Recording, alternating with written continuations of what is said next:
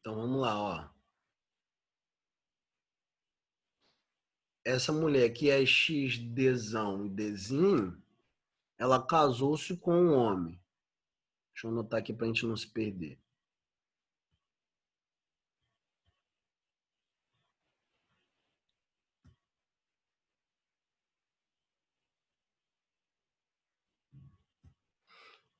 Essa mulher é XDzão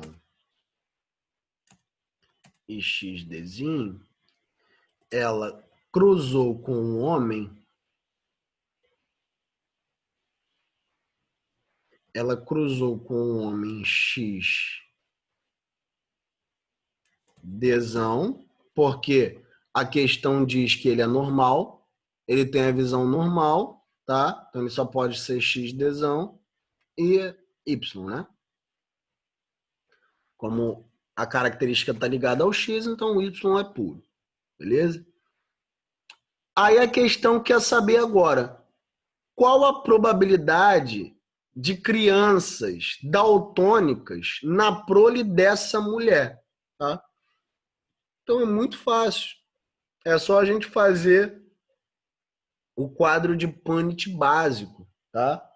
Aquele quadro de Punnett básicozinho, né? Que a gente cruza, que eu fiz com vocês várias vezes aqui, tá? Então, eu vou pegar um X eu vou formar desse cruzamento indivíduos, né? XDzão, XDzão, XDzão, né? Daqui, ó, cruzando esse X com esse X, tá? Vou ter indivíduos e vou ter indivíduos XDzão, XDzão e XDzinho, tá? Na proporção de quê? Qual vai ser a proporção? Um quarto dos meninos, um quarto das meninas, metade dos meninos, um oitavo das crianças, metade dos meninos e metade das meninas. O que vocês acham aí? Qual é a resposta certa? A Malu falou que é a D. O que vocês acham, gente?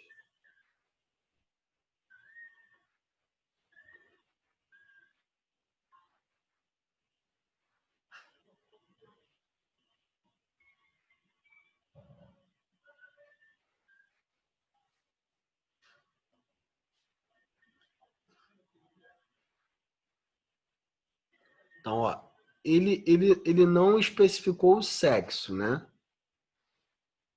Ele disse, a questão quer saber a probabilidade de crianças daltônicas nessa prole, tá? Então a gente vai fazer o cruzamento normal mesmo. A gente vai jogar o XDzão para lá, o XDzão para cá. Deixa eu pegar uma folha que fica melhor de visualizar. Só um momento aqui.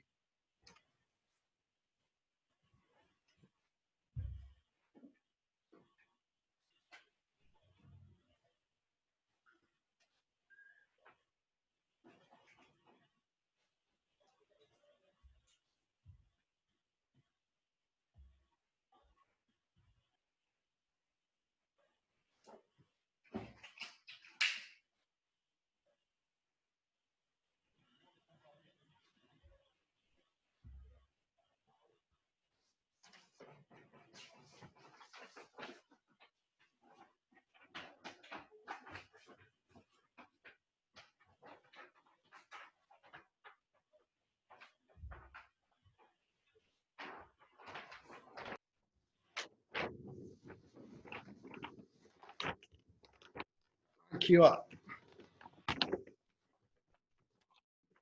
Olha a folha que a gente usa. Então eu tenho XDzão, né? E XDzinho, que é o genótipo da mulher. tá? E o homem é X desão e Y, tá? Então é aqui, ó. Esse genótipo aqui. Tá dando para ver? Mais ou menos, né? Eu vou jogar aqui. Aqui dá para... Peraí, tô...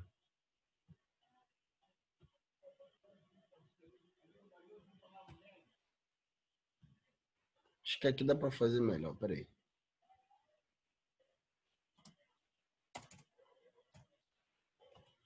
Aqui, ó.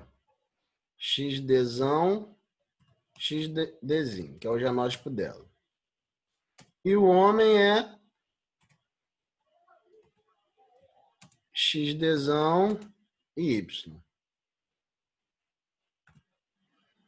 E aí eu vou cruzar, tá? Eu pego o XDzão dela com o XDzão dele. Coloco aqui do lado. Tá? XDzão dela com o XDzão dele. Coloco do lado. Esse é um genótipo que foi formado. Pego o XDzão dela com o Y dele. Outro genótipo que foi formado. Tá? Uma outra criança. XDzão dela com o Y dele. Tá? Pego o XDzinho dela com o XDzão dele. Outro fenótipo formado. Então, XDzão com XDzinho, tá? E o XDzinho dela com o Y dele, tá? XDzinho dela com o Y dele. E daqui, ó, a gente consegue tirar, tá? Então, a gente vai ter 25% de mulheres XDzão, XDzão, tá? Ou seja, mulheres normais. Eu vou ter 25% de homens normais, XDzão, Y. Eu vou ter 25% de mulheres também normais, com genótipo XDzão, XDzinho, e vou ter 25% ou um quarto de homens daltônicos, tá? Um quarto de homens daltônicos. Então, qual é a resposta certa agora? Fazendo essa conclusão.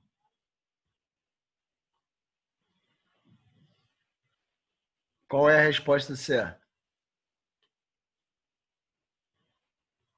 Já dei o caminho das pedras para vocês. Nessa conclusão aqui, qual a conclusão que a gente chega?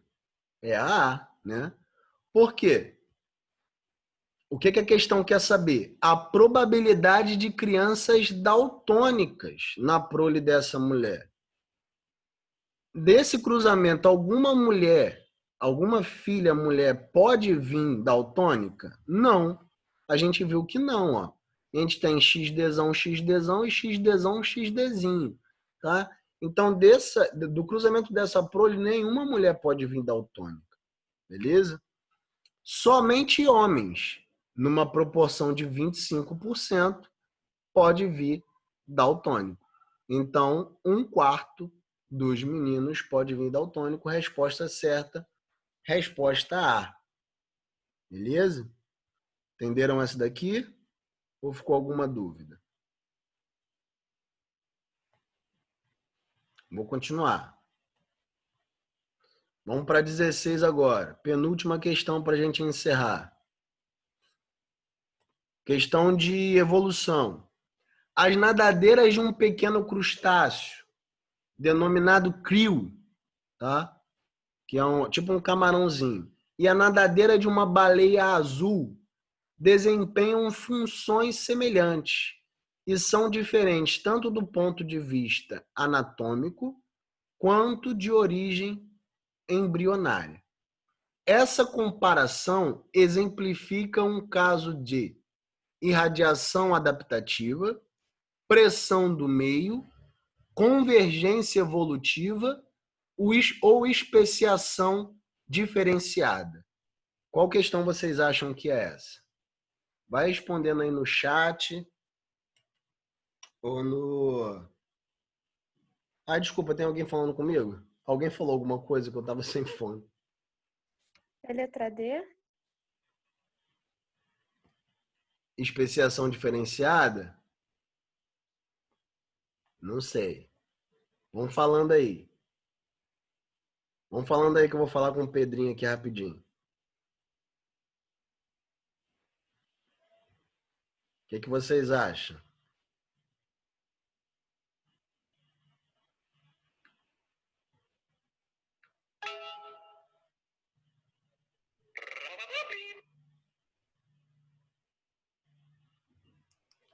Dez horas que vai começar a live dele, dá tempo. E aí, meus amores?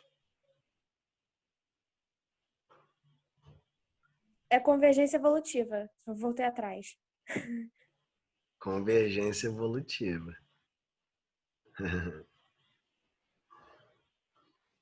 Convergência evolutiva. O que é uma convergência evolutiva, gente? É quando eu tenho um membro, né?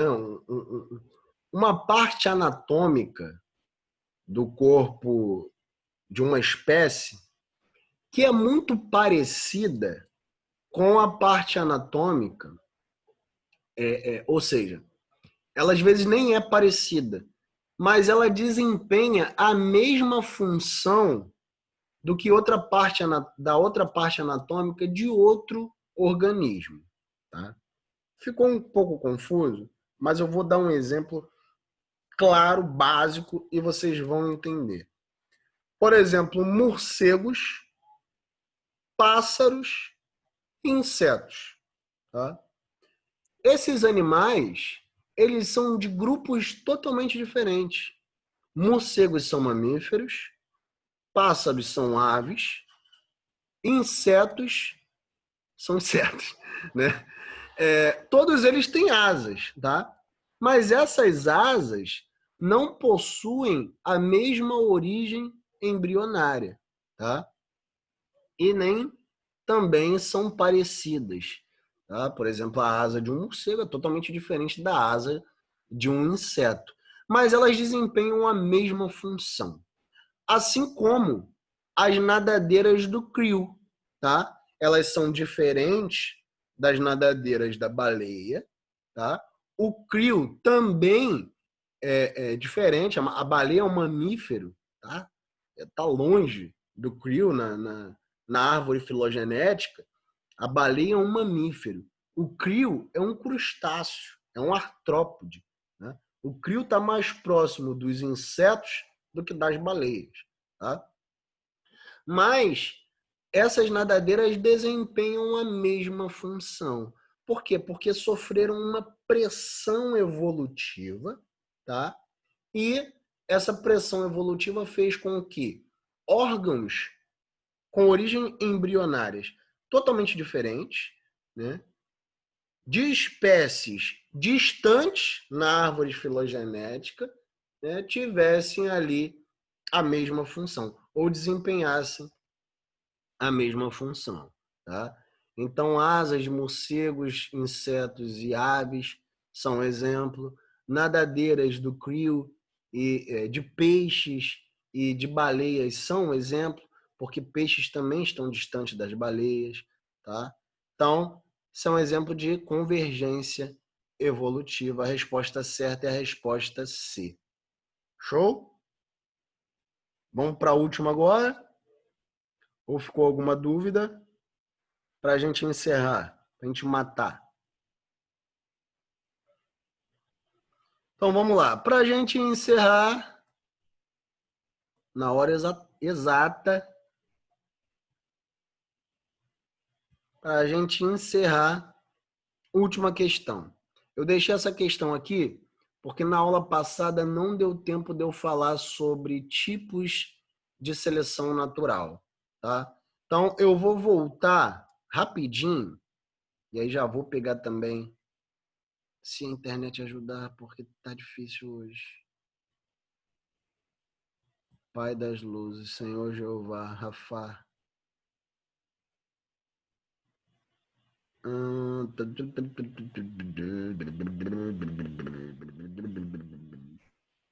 Cadê? Tchau. Aqui, ó. Aqui, ó. Não deu tempo de falar, lembra? Que não deu tempo de falar sobre tipos de seleção natural. A gente vai explicar isso agora, ó, rapidinho, para a gente fazer essa questão. Então, eu tenho vários tipos de seleção natural. Eu tenho a seleção direcional, que é a seleção que modifica a aparência geral da população ao favorecer variantes em um extremo da distribuição. Neste caso, os camundongos escuros são favorecidos porque vivem entre rochas escuras, e a pelagem escura os esconde dos predadores. Então, a seleção direcional favorece sempre o extremo, tá, de uma população, beleza? Então, sempre que houver seleção direcional, é a seleção natural que favorece o extremo de uma população. Então, por exemplo, se esse extremo ali, se essa seleção está ligada à cor da pelagem, o extremo favorecido vai ser a pelagem preta, beleza? Pelagem preta, tá? Essa foi questão da UERJ, não lembro o ano agora, mas foi questão da UERJ. Seleção disruptiva. Favorece variantes dos dois extremos. Aí, ó, não favorece um extremo só. Ele favorece os dois extremos. Então, tanto os ratos pretos quanto os ratos brancos, eles vão ser favorecidos, tá?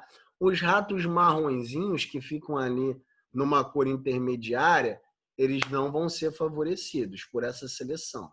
Então, seleção disruptiva favorece os dois extremos da população, ratos pretos e ratos brancos, tá? E a última, seleção estabilizadora, que aí é o contrário, ó.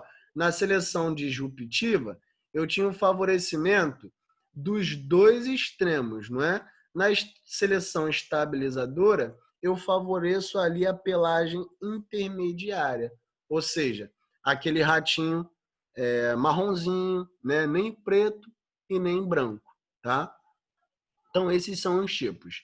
Seleção direcional, quando eu favoreço apenas um tipo de extremo, tá? Ou preto ou branco, tá? Então, por exemplo, ratos que vivem numa rocha escura, eles vão ser favorecidos. Ratos pretos que vivem numa rocha escura, eles vão ser favorecidos.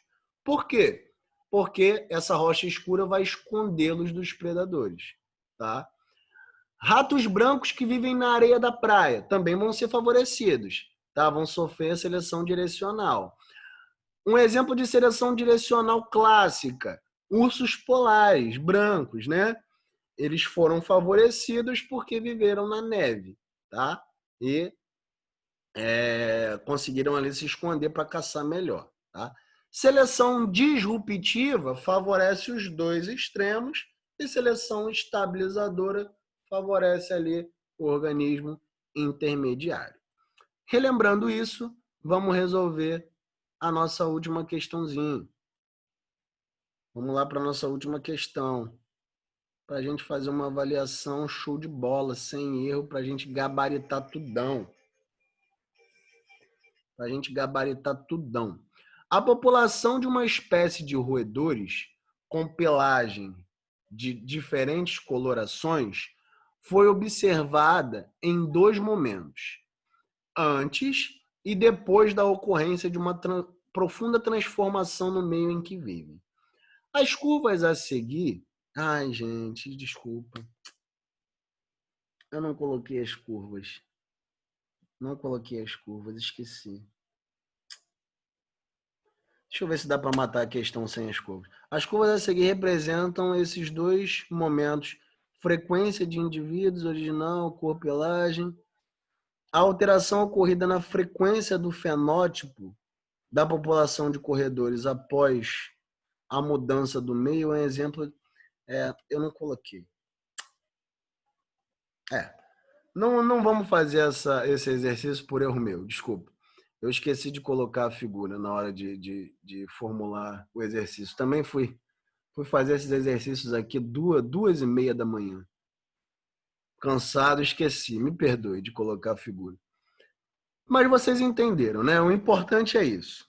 O importante é que vocês entenderam o que é uma seleção direcional, quando favorece um só extremo, e seleção disruptiva, quando favorece os dois extremos, e seleção estabilizadora, quando favorece o organismo intermediário.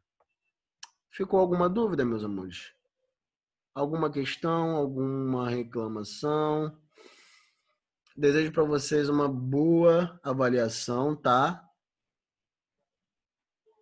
Tá, vou colocar numa plataforma, vou compartilhar tudo, vou compartilhar os vídeos daqui que eu gravei, vídeo da aula passada também que eu esqueci de colocar, e é isso. Gente, provavelmente não deve ser relevante para todo mundo, mas gostaria de esclarecer que me equivoquei quando disse que a Bíblia retrata o contexto social judeu machista, pois pesquisei melhor e vi que não. E aí só queria deixar claro mesmo. Valeu, Julinho. Então é isso. Deixa eu pegar aqui só a nossa presença. Nossa avaliação vai estar tranquilona, tá, gente?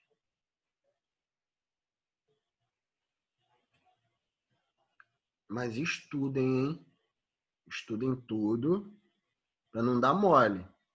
Porque essa avaliação é a mais importante. A teste de sondagem só valia 2. Essa vai valer 8. Vai valer 8. Então não dá mole, não. Não deixa para estudar em cima da hora. Não deixa para estudar em cima da hora para depois não se estrepar.